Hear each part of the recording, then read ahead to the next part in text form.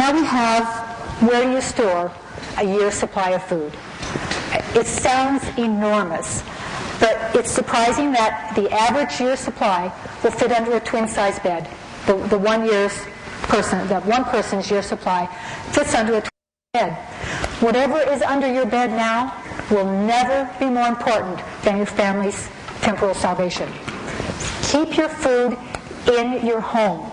You don't want to take chances with your food. You don't want it to get too hot. In the desert where I live, you cannot keep it in the garage. You can't keep it in the attic. It'll ruin your food. If you live in a very moist area, a lot of moisture, you want to keep it away from that because that will ruin your food. I keep it under the bed, in the closets, in the house where the temperature is going to be good for your food. This is a really valuable investment. You don't want to just be throwing it in the garage or the attic. Take good care of your food. Rotation is always a problem. You think you've got 50 pounds of spaghetti someplace and you're tearing the place apart, and what you find is a can of powdered milk that's from 1972. I'm not exaggerating. I did exactly that. Surprisingly, the powdered milk was still good. The church has changed a lot of the shelf life numbers on foods. I don't know if you've noticed that in the past, but it was really exciting to see apple slices having a 30-year shelf life, especially considering all the apple slices I have. So that was good news for me. The rotation, this is how I do it. My shopping list, I buy everything I can. You buy your food storage in a timely manner. Now, if you're super wealthy and have a shopper that goes out for you, you can go do it in a week. Most of us don't. But do it in a timely manner. Try not to let it take 6 years. When you get all your food storage, you've got it listed in your book. You know where it is. You know when it was purchased. And rotation can be a once-a-year event.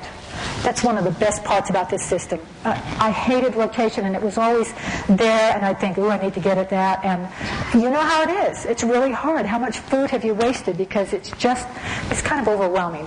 This makes it very simple. Once a year, take out my notebook, and I go alphabetically down every single line, every item in my food storage, once a year, and I'm looking for when that food is going to expire.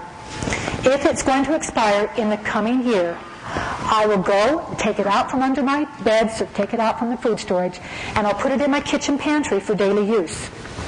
I had a lady say, because I used to use the example, I've got 12 cans and they're going to expire, I'll put it in my pantry. And she says, my goodness, what are you going to do with 12 cans of oats?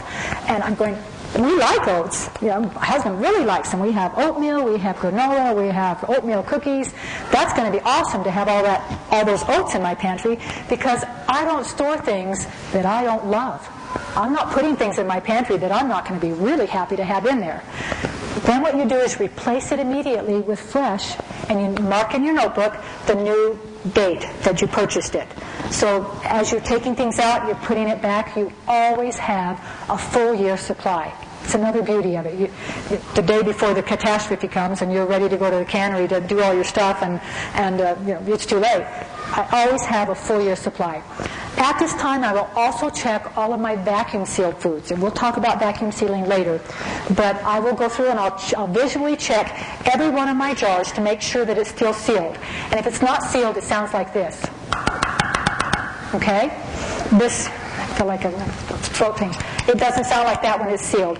I'll visually check every jar to make sure it's still sealed, and then I'll open one of each item. I'll open a jar of chocolate chips, I'll open a jar of nuts, I'll open a jar of candy, and I'll taste each one. That's my favorite part about this rotation. Oh yeah, this is still good, this is still good. If it's coming up for expiration, I'll put it in my kitchen pantry and use it up and replace it with fresh. Here's another fun part of this system. You can always change what's in your food storage. Recently I found a chocolate brownie mix. I think it's called the Hershey Triple Fudge Brownie. Yeah, people are going, yeah. I took out all of my brownie mixes and put them in the pantry, and when the grandkids come over, we make brownies all the time, and I replaced it with the Hershey Triple Fudge Brownie. So you can change your food storage every year. You just kind of evaluate and say, let's kind of change this up. I'm not fond of that anymore. So that's the good part about it too. Let's see. I think that's all we have on rotation. Long shelf life. I am all about long shelf life.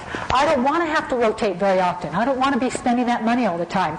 The shortest shelf life in my personal food storage is 3 years.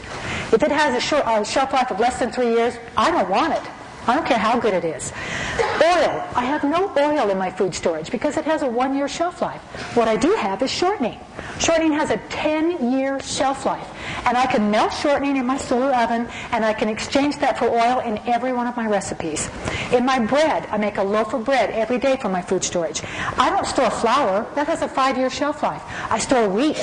That has a 30-year shelf life. Now, here's a little trick about wheat.